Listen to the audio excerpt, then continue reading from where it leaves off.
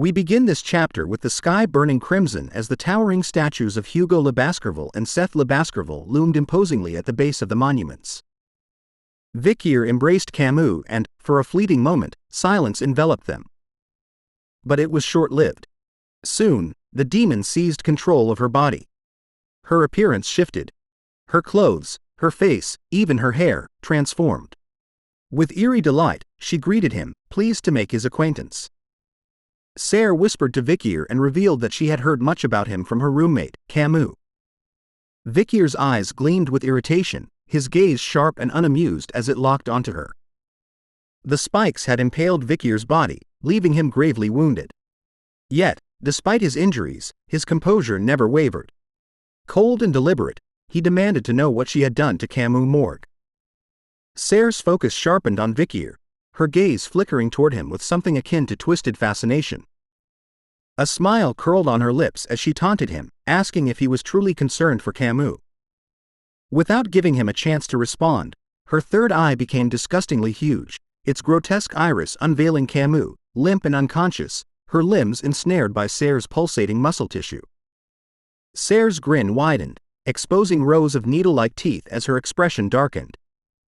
In a hushed, mocking tone, she explained that Camus was sleeping deep within her right now, that she had every right to claim the girl's body for the day.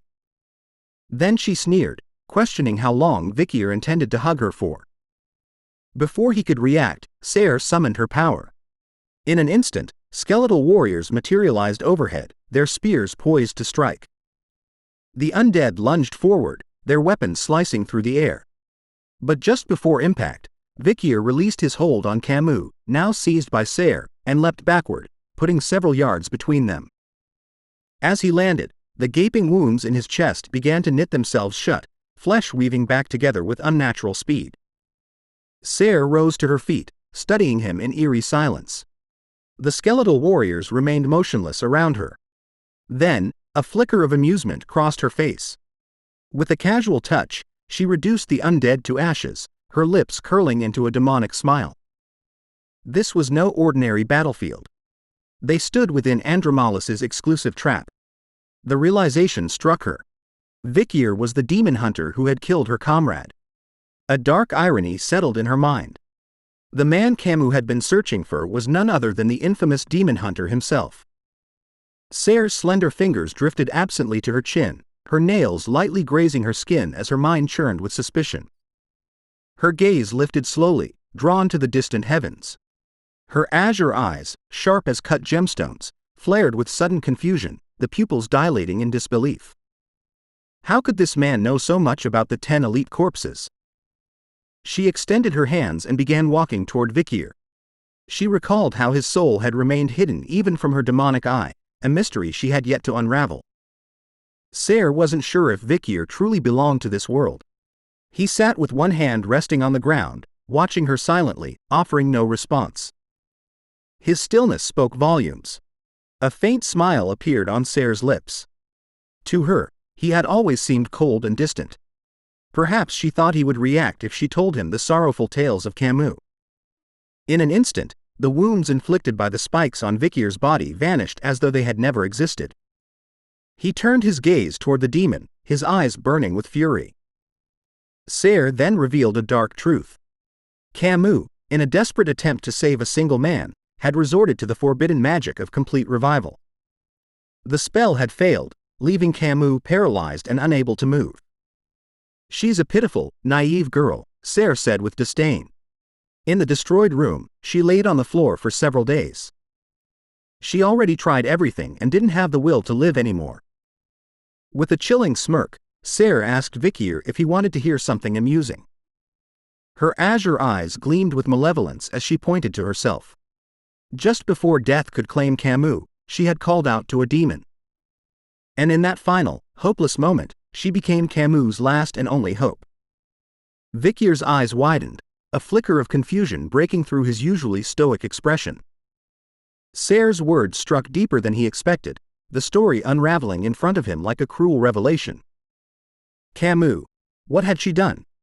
With a mocking tone, Serre twisted the knife further, recounting how, even after forming their contract, it had been heartbreaking to hear Camus whisper his name, longing for him, mourning him. The image of her returned to Vikir's mind, unbidden but vivid. Camus, swallowed by darkness, her small frame trembling as she shut her eyes and pressed her hands over her ears, trying to silence the world. She kept apologizing over and over, blaming herself for being taken by the barbarians, blaming herself for leaving him behind. She had relived that tragic day endlessly in her mind. She truly believed she should have died in his place. That guilt had eaten away at her. The deeper she sank into the darkness, the more unbearable the thought of his death became. And yet, in some quiet corner of her shattered soul, a spark of hope lingered. What if he was still alive? As she lay helpless on the cold ground, her body barely clinging to life, a single thought haunted her. If Vikir is still alive, why hasn't he come for me? She hadn't wanted much, just not to be left behind, just not to be alone. With a mocking lilt, Serre mimicked Camus' voice, taunting Vikir with a faint, aching longing. I miss you. Blazing with hatred, Vikir drew his sword and charged. His intent to strike and kill the demon was unmistakable. Serre raised her hands calmly, a smile curling on her lips. His eyes cold and unwavering, Vikir slashed at her with deadly force. Yet, just before the blade could land, he froze. Serre's gaze locked onto the sword, her azure eyes gleaming with smug delight. That arrogant smile deepened as she grasped the truth. Vikir understood the demon-forged contract that tied her life to Camus'. If Serre died, so would Camus. In a swift motion, she activated the magic circle etched beneath them. Black lightning erupted with a deafening crack, and from the ground, a skeletal head emerged, undead and monstrous. Between its gaping jaws stood Serre and Vikir, suspended in a deadly standoff. She was certain that Vikir could not bring himself to kill the girl who waited for him for so long. As the undead snapped its jaw shut, Vikir reacted swiftly, evading the attack with a well-timed leap. Landing with a fierce expression, he fixed his gaze on the ground, readying himself for a counterattack. He closed the distance to the undead, unleashing a series of powerful slashes. But, to his surprise, none of them had any effect. Confusion flickered across his face just as Serre's eyes lit up with excitement. With a confident smile, she watched him struggle. If Vikir had assumed she would rely solely on magic, something he could cut through like Camus', he had underestimated her. A simple graduator stood no chance against her true strength. Seizing the moment, the undead gained momentum and clamped down on Vikir with a crushing blow. The force of the strike left him immobilized. Without hesitation, the undead charged forward, using its full power to slam Vikir into the ground. Again and again, it battered his body before hurling him against the base of the sword statue. The impact was devastating.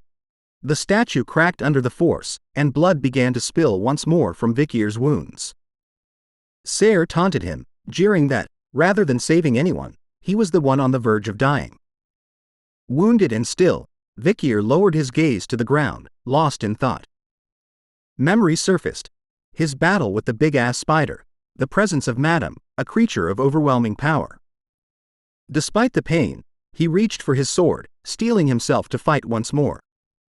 He struggled to comprehend the truth, that Camus had formed a pact with a demon to save him. Hiding deep within the forest had not protected her. It had twisted her fate. Once destined to be a hero, she had become a contractor of darkness.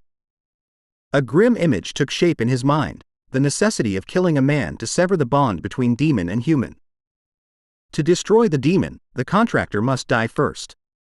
It was a truth he had always known. Vikir's eyes began to burn with fury, his gaze locked onto Serre. He didn't fully understand why he had claimed he wouldn't lose to a demon while still under the sun, but the words had been spoken from a place of conviction. As he remained frozen in thought, Serre's tail coiled around his foot. Without resistance, she lifted it slightly, observing him with cold amusement. He was thinking too much in the middle of a battle. Her eyes burned with rage and, without hesitation, she snapped her tail with violent force. Vikir's body was hurled through the air, colliding with one of the statues. The impact was so intense that deep cracks split across the stone. Despite his injuries, Vikir gritted his teeth and clenched his fists, his mind conjuring an image of a scale, Camus on one side, her family and the barbarians on the other. He understood the weight of his decision. If the 10 elite corpses were not destroyed, humanity would face a cataclysmic downfall. The choice was cruelly simple. Sacrifice Camus or allow the world to perish. For Vikir, the answer was clear. Yet, as sorrowful memories of Camus' life surged through his thoughts, a strange light returned to his eyes, one not of despair, but of hope. He began to breathe heavily, gripping that faint, fragile possibility. If even the slightest chance existed, he would not let it go. From a distance, Serre ascended using the outstretched palm of an undead and advanced toward him, still crumpled against the shattered statue. She stared in disbelief that a human, one not even considered particularly strong, had managed to defeat both the 9th and 10th elite corpses. It defied her expectations. Serre's eyes gleamed with malevolence. Raising her sharp claw, she poised to strike, taunting Vikir with the revelation that he was the reason the gate to the demonic realm remained unopened. Vikir, drained of strength, couldn't move, helpless in the face of the coming blow. With a savage cry, Serre drove her claw into his chest, shattering the statue behind him into fragments. Smoke rose from the impact, curling into the air as her claw sank deeper, twisting with brutal force. Vikir's mouth opened in a scream, his body convulsing from the sheer agony. Trembling, he struggled to lift his hand. Serre's rage only grew. Even now, he was still thinking of Camus, still clinging to hope for her, despite being nothing more than an insignificant graduator, incapable of defeating her. Her eyes burned with cruel delight as an arrogant smile spread across her face. To her, Vikir was a pathetic human, desperately waiting for a miracle that would never come. But the moment the word miracle echoed in his mind, something shifted. Vikir's expression hardened. Slowly, he extended his trembling hands and seized the demon's horns. Startled, Serre's eyes widened in shock and confusion. She hadn't anticipated this. Through clenched teeth, Vikir muttered that he liked the sound of that, a miracle. Serre's attention locked onto him, stunned. Before she could even draw another breath, Vikir surged forward and slammed his forehead into hers with a brutal headbutt. The impact rattled her. Serre's body trembled, her arrogant composure cracking. Fear flickered in her eyes, and her jaw fell slack. Vikir drove his head into the demon once more, delivering a second brutal headbutt. Gritting his teeth, he called out, asking if Camus could hear him. Though Serre's claw remained lodged in his chest, Vikir clung tightly to her horns, his grip unrelenting. He admitted, with strain in his voice, that it was nearly impossible to defeat this demon and save everyone alone. His voice, raw with emotion, echoed into the depths of the demon's being, reaching Camus, who lay dormant within. Vikir pleaded with her to resist the contract. He reminded her that the demonic pact binding her soul was not absolute. He believed in her strength, in her mastery of magic. Camus' body remained motionless, trapped. Yet Vikir's words carried weight.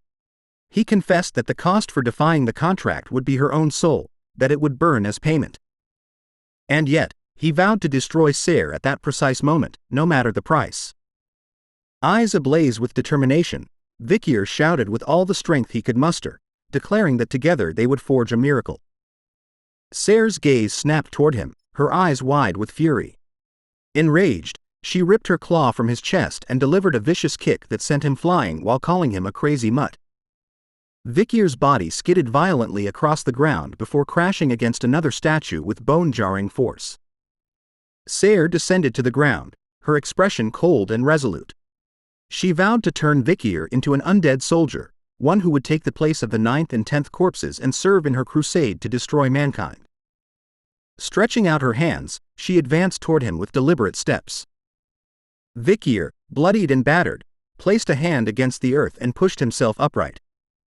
As he wiped the blood from his chest, his gaze burned with defiance. He swore, in a low and unwavering voice, that he would kill her. His eyes dropped once more to the ground, and a memory surfaced. The letter he had once received. At the time, he had doubted its contents, unsure whether it held any real truth. Now, standing on the edge of death, it had become his final hope. With his body torn and bruised, he drew his sword and took a step toward the demon.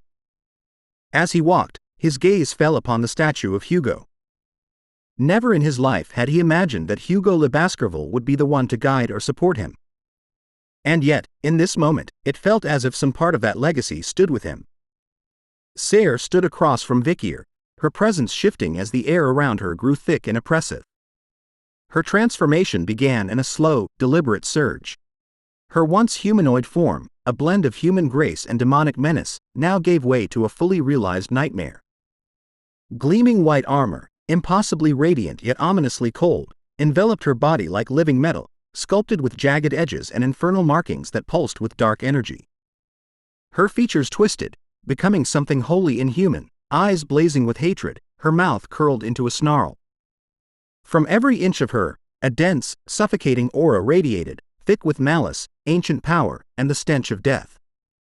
She raised her hand and, with a bone-chilling hiss, summoned her scythe, an obsidian blade curved like a crescent moon, its edge dripping with shadows. With a voice that resonated like a curse upon the world, she announced that Vikir van Baskerville will die. Vikir stood unmoving, his body bloodied and battered. Yet his resolve remained unshaken. He had never imagined he would one day rise to the level of a swordmaster. But, in this moment, something inside him shifted. His breath came ragged, his fists clenched in defiance. He was no longer just a man, no longer a simple fighter. With unwavering clarity, he understood the weight of the battle before him and the choices that had brought him here. The fight between an elite corpse demon and Vikir as a new swordmaster was about to begin. Deep within the demon, Camus remained trapped. Thanks for watching the latest part from the voice of Manhwa. Subscribe for more content and don't forget to comment below what you want to see in the future. Like and share for more.